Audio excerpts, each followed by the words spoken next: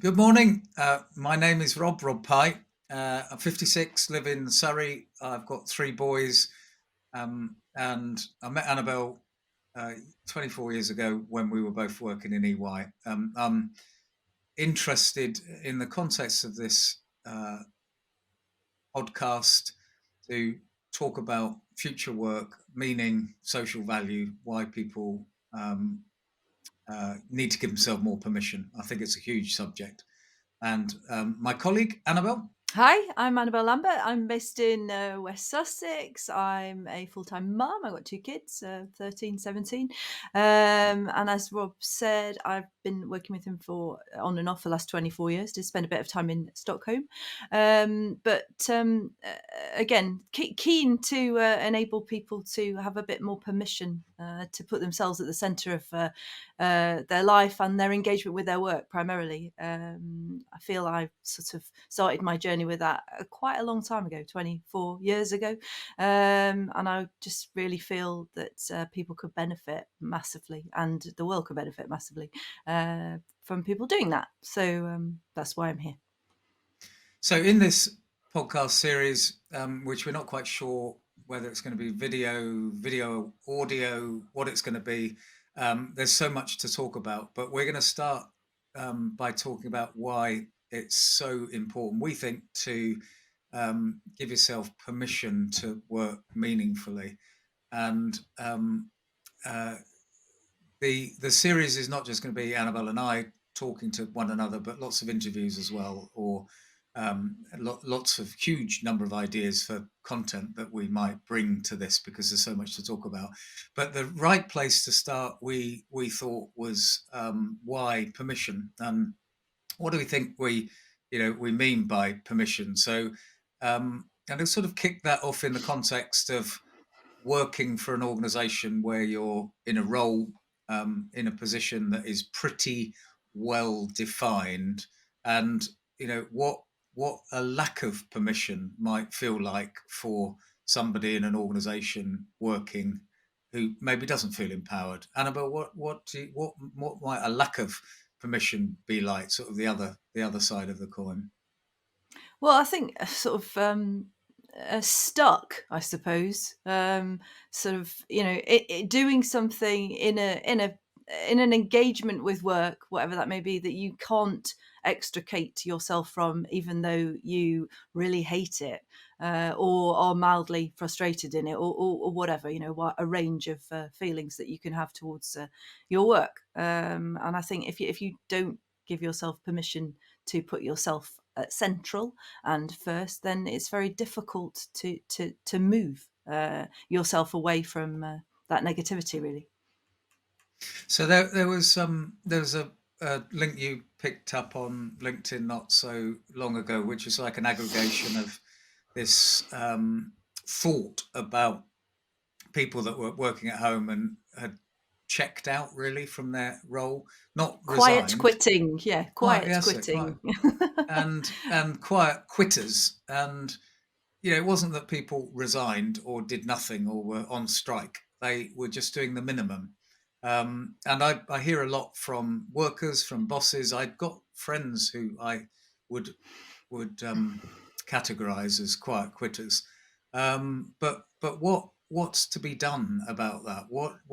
Is it a good thing? Is it a bad thing? What was I that? feel very frustrated with it. Is what I feel. I feel it's awful that people feel that they are stuck. I understand that people have needs in their lives. We need to earn money. We need to eat. We need to be warm. We need to or whatever we decide our needs are as an individual. It's different for different people, but it's I feel very frustrated that people can't extricate themselves from a situation where they're like, well, I'm really not enjoying this and I can't talk to anybody about it. I feel disempowered. I have no permission.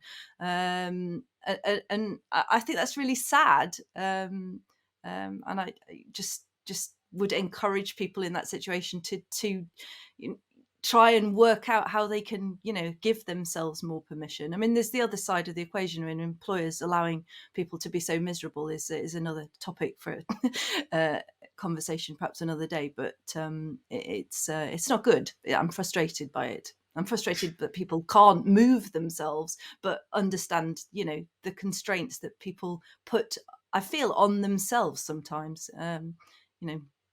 Yeah, and I think so much of this is like common sense. It's really simple, and yet it's really complicated. And Yeah. personal It's change not. is really Yeah. No, really I agree. complicated. It's very easy to say, well, give yourself permission, and of course you can and you can't. I feel it's, a lot of the permission that I have, which I've been growing, I feel, for the last 24 years, has taken years and years of transition. It really has. But having the thought and thinking, right, I'm on this journey to get to this place, it just made all the difference.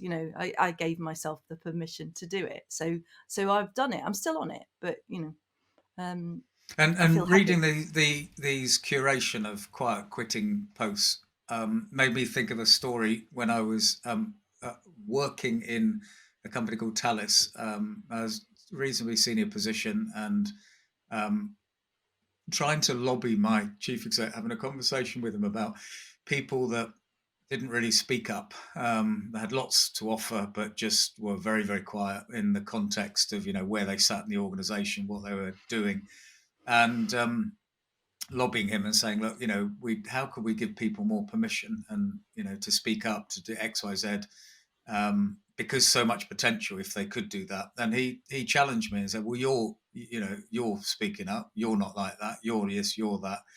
And it kind of made me realize, and that was I think going back 14 years now, that actually this is a simple mindset thing, and it's kind of the mindset that work might be a peer-to-peer thing. So an adult to adult conversation. So people not just had the legal right or felt empowered or whatever, but just wherever they went, they just felt that they had permission to have adult to adult conversations. And that's simple and yet really, really quite difficult. But I guess this thing that we're going to talk about, massive called value exchange, is to try and encourage people to do more of that. Can you think of examples of where you've worked with people, Annabelle, where or rhetorically, can I think of examples of where that permission has? I can think of. So we did something in the pandemic. We employed 65 young people who were furthest from the labour market. We gave them a minimum wage for 6 months and built work according to what they told us they wanted to do. So you want to try and do some creative design, okay, do some creative design. So there was no business justification, just a grant that we have from the government from Kickstart to pay minimum wage. And a lot of the young people, it took a long time to build enough trust for them to not expect always to be told in a minute amount of detail what we expected of them, and to actually bring an equal amount to the conversation. And I think one of the things we learned with young leaders is that permission bit is often a barrier to you come into work at the bottom of the food chain, and you're encouraged to kind of work up and almost encouraged not to have a voice. So to be able to give people a voice before they enter the work system is potentially wonderfully disruptive. So I can think of lots of young leader examples of where that was quite cool. Um, Yeah, no, and of course, but I think it took, weeks, if not months, for people to fully understand that they had a voice. They were, they had permission to be level and say what they wanted, get engaged. Sitting in a framework that is, the value exchange framework which we put them in. But I think sort of my experiences with people who I've worked with, who've come into our work environment in the past, and again, they've older people who are more not wanting to be rude, but institutionalized, they really struggle with the adaptation again, and it takes quite a long time for them to understand that actually, everybody's just a level. We're all a human being. We all make mistakes. There is no blame.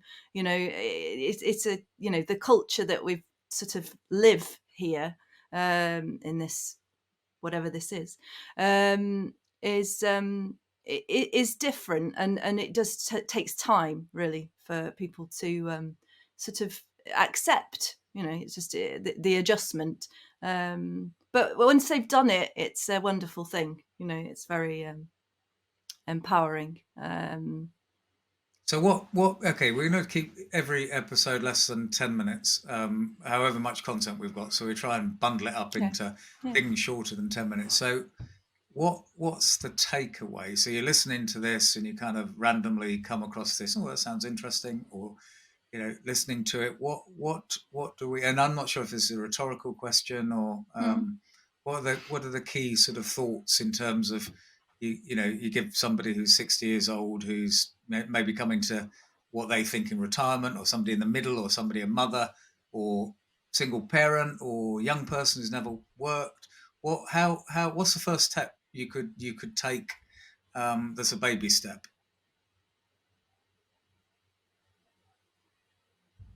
I mean, I want to just say, just go, right, okay, I am going to do this, which is really sort of flippant, but it's sort of, I feel if you can engage with the conversation, I guess, with yourself, that, I see benefit. How does somebody find benefit in permission? And why would they do it?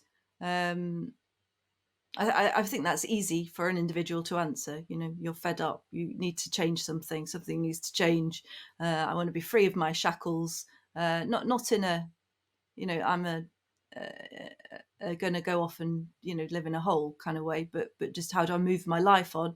I need to move my life on. Right, I'm going to do that. So I'm going to engage in this conversation. I'm going to give myself permission. I'm rambling now. I'm not sure I've nailed an answer. No, good, it's why conversations are really cool, because listening to that, you said I want to engage in a conversation with myself.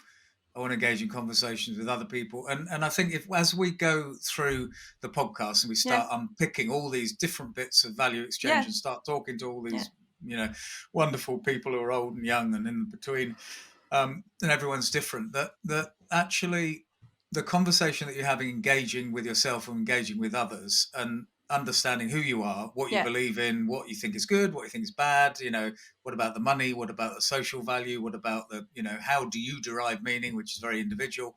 And it's, if you don't do that, you give somebody else the opportunity to tell you who you are, to define your identity, and say, look, I will derive my identity from the corporate culture manual, or the manual of what is expected of a good HR director. And you kind of like, well, that is, but it's not, you are not an HR director. That isn't something in your DNA that you could sort of, look from an anthropological point of view, kind of, dissecting someone, say Annabelle is a. So I think my advice would be, you've got to start the conversation, not just with yourself, because you go mad. Of course. But writing it down, recording it, talking to other people about those various dimensions of who you are, that's not about the role or the job. And this is not about psychometric testing, or, just about authentic, genuine conversations with your friends, your family. And why would you want to do that? Well, because if you don't do that, you're going to get your identity from somebody else, and that's very dangerous. So that would be my parting thought. Unless, Annabelle, you've got... that feels good. So we're going to come back to this a lot, but until the next time, from Rob Pye and from Annabelle Lambert, we'll see you very soon. Bye bye.